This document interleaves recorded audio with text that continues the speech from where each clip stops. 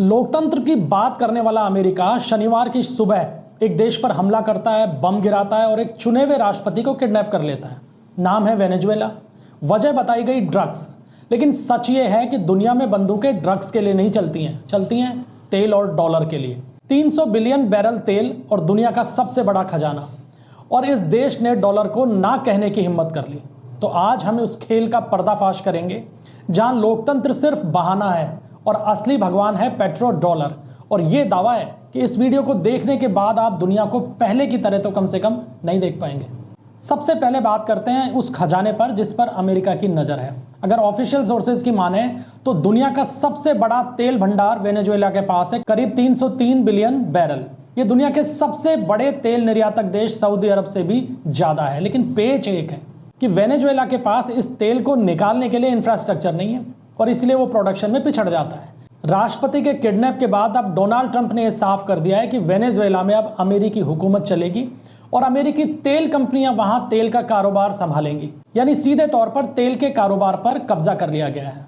लेकिन रुकिए, इससे आप ज्यादा अंदाजा मत लगाइए। ये इस हमले का मेन कारण नहीं है, कारण कुछ और है।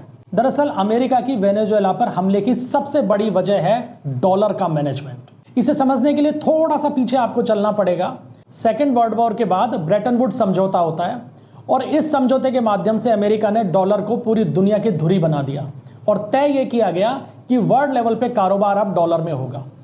फिर 1973 में अमेरिका ने सऊदी अरब के साथ में एक समझौता किया जो मास्टर स्ट्रोक साबित हुआ। और समझौता यह हुआ कि दुनिया के सारे तेल का कारोबार सिर्फ डॉलर में ही किया जाएगा। और यहीं से जन्म होता है पेट्रो डॉलर का। दुनिया के हर देश को तेल चाहिए था और हर देश को जिसके पास तेल था उसे बेचना था, और बेचने के लिए और खरीदने के लिए कारोबार शुरू होता है डॉलर में। और इसी मजबूरी ने अमेरिका को दुनिया का सबसे ताकतवर देश बनाए रखा। अमेरिका की आर्थिक और सामरिक हैसियत जो है वो इस डॉलर की गारंटी बन गई। डॉलर जितना मजबूत, अमेरिका उतना मजबूत। लेकिन पिछले 20 सालों के अंदर पेट्रो डॉलर की जो ये अकड़ थी या जो ये प्रभुत्व था, ये अब कम होने लगा है। और इसका कारण यह है कि सबसे पहले तो चीन और रूस ने डॉलर की इस पकड़ से बाहर निकलते हुए अपनी करेंसी में तेल का कारोबार शुरू किया। फिर उसके बाद ब्रिक्स बना, तो अब ब्रिक्स देश अपनी खुद की करेंसी ला रहे हैं और अपना खुद का बैंक स्थापित करना चाह रहे हैं। और टारगेट यही है कि हमारी मुद्रा में तेल का कारोबार किया जाएगा, डॉलर से बाहर निकलना है।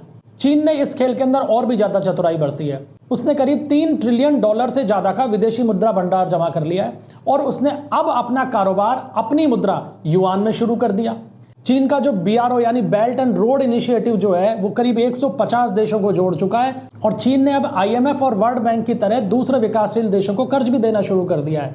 अब चीन और रूस के बीच का जो व्यापार हो रहा है वो भी पूरी तरीके से डॉलर से मुक्त हो गया है। यहां तक कि भारत जो तेल रूस से खरीद रहा है या भारत और रूस के बीच में जो व्यापार हो रहा है उसमें भी कोशिश यही है कि मैक्सिमम कारोबार जो है वो रुपए और रूबल में किया जाए। और यही अमेरिका की परेशानी को लगातार बढ़ाता जा रहा है। अब सवाल यह उठता है कि कहां अमेरिका, कहां रूस, कहां चीन, और इन महाशक्तियों के बीच में आखिर वेनेजुएला फंस कहां गया? तो वो इसलिए फंस गया क्योंकि वेनेजुएला बना चीन के लिए लैटिन अमेरिका का प्रवेश द्वार। चीन ने वेनेजुएला को करीब 100 अरब डॉलर से ज्यादा का कर्ज दिया और उसके बाद में वेनेजुएला का जो तेल क्षेत्र था उसमें अपनी घुसपैठ शुरू कर दी। और असली हिमाकत तब हुई जब अमेरिका की पाबंदियों के बावजूद वेनेजुएला ने डॉलर के अंदर कारोबार छोड़ते हुए यूरो और युआन में कारोबार करने की कोशिश शुरू कर दी। और इसने अमेरिका की लास्ट जो सहनशीलता थी उसको भी खत्म कर दिया। वेनेजुएला डॉलर की व्यवस्था को चुनौती देने वाले देशों में सबसे कमजोर कड़ी था और इसीलिए अमेरिका ने सीधे तौर पर उस पर निशाना साधा और राष्ट्रपति को पत्नी समेत किडनैप करके ले गया। और केवल दुनिया को सबक सिखाने के लिए वेनेजुएला के अंदर इस तरीके से सत्ता पे अमेरिका काबिज हो गया है। और संदेश केवल एक है कि अगर डॉलर के मैनेजमेंट के साथ में छेड़छाड़ करोगे तो उसे बर्दाश्त नहीं किया जाएगा। अब ये जो हालात वेनेजुएला के अंदर आज हुए हैं इसको आपको इतिहास से जोड़ के देखना पड़ेगा क्योंकि ये पहला घटनाक्रम नहीं है। 2 बड़े देश अमेरिका की इसी मानसिकता का शिकार हो चुके हैं।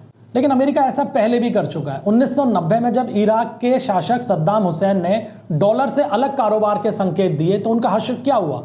कुवैत पे हमले के नाम पर अमेरिकी सेनाएं वहां गईं, सालों युद्ध चला, सद्दाम हुसैन को गिरफ्तार किया गया और फांसी पे चढ़ा दिया गया। यही स्थिति हमने गद्दाफी के साथ में लीबिया में देखी कि जब कर्नल गद्दाफी ने गोल्ड दिनार लाने की प्लानिंग की और इस संबंध में बातचीत शुरू की तो अमेरिका को लगा कि ये पेट्रो डॉलर के लिए संकट बनने वाला है, तो गद्दाफी की सत्ता भी खत्म कर दी गई, उनकी हत्या भी हो गई। लेकिन वो तो तानाशाह माने जाते हैं अमेरिका के हिसाब से। उनकी असली गलती तानाशाही नहीं थी, उनकी असली गलती थी पेट्रो डॉलर को चुनौती देना। अगर इराक और लीबिया के पास में भी उत्तर कोरिया की तरह परमाणु बम होते तो शायद अमेरिका वहां कदम रखने की हिमाकत नहीं करता, लेकिन उन्हें कमजोर कड़ी माना गया और सत्ता को खत्म कर दिया गया। और ऐसा ही कुछ वेनेजुएला के साथ में हुआ है। तो इस पूरे घटनाक्रम का निष्कर्ष क्या निकलता है? अमेरिका ने यह कहा कि मादुरो हमारे यहाँ पे ड्रग्स की तस्करी करवा रहे थे, वहां पे लोकतंत्र नहीं है। तो इन सब बातों का जवाब तो एक बहुत ही सीधा साधा है कि अमेरिका में ड्रग्स की तस्करी वेनेजुएला से ज्यादा तो मैक्सिको से हो रही है, कोलंबिया से हो रही है। अगर तानाशाही की बात करते हैं तो यूएई, जिससे सबसे अच्छे संबंध अमेरिका के हैं, यूएई में भी लोकतंत्र नहीं है। तो फिर वेनेजुएला निशाना क्यों?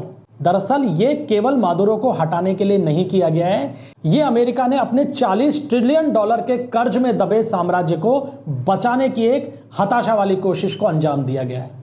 क्योंकि अमेरिका को पता था कि अगर वेनेजुएला ने भी पेट्रो डॉलर को छोड़ते हुए अपनी नई करेंसी से अपने तेल के कारोबार को बढ़ाया और चीन और रूस उसके साथ में आ गए, तो वेनेजुएला तो दुनिया का सबसे बड़ा तेल भंडार लेके बैठा है। अमेरिका के पेट्रो डॉलर की स्थिति क्या होगी इसका अंदाजा सहज ही लगाया जा सकता है। और यही कारण है कि अपने पेट्रो डॉलर के कारोबार को बचाने के लिए अमेरिका ने दूसरी रणनीति पे काम किया और टारगेट ये लिया कि पेट्रो डॉलर भी मजबूत रहे और दुनिया के सबसे बड़े तेल क्षेत्र पर भी कब्जा हो जाए। और इसीलिए वेनेजुएला के अंदर राष्ट्रपति का अपहरण किया गया, किडनैप किया गया और उन्हें अमेरिका ले जाया गया, जहां उनके ऊपर बकायदा मुकदमा भी चलाया जा रहा है। क्योंकि अब जो वेनेजुएला में होगा उसका सिर्फ एक रिजल्ट आएगा, वो ये कि अमेरिका की जो तेल खनन करने वाली कंपनियां हैं वो मालामाल होंगी, डोनाल्ड ट्रंप खुद मालामाल होंगे और दुनिया में ये दहशत खड़ी होगी कि जो अमेरिका या पेट्रो डॉलर के खिलाफ खड़ा होगा उसको खत्म कर दिया जाएगा। लेकिन इतिहास ये भी कहता है कि जब कोई साम्राज्य अपनी ताकत का बेजा इस्तेमाल करता है तो उसके पतन की शुरुआत भी हो जाती है। तो क्या ये डी डॉलराइजेशन के अंत की शुरुआत है दुनिया में या डॉलर के खात्मे की? आपकी क्या राय है? आप अमेरिका की इस पूरी की पूरी जो गतिविधियां रही वेनेजुएला में, इससे कितना सहमत हैं? कमेंट सेक्शन में इस पे अपनी राय जरूर दीजिएगा। वीडियो पसंद आए तो लाइक कीजिएगा, शेयर कीजिएगा। मिलते हैं अगले वीडियो में, तब तक के लिए इजाजत दीजिए। धन्यवाद। जय हिंद।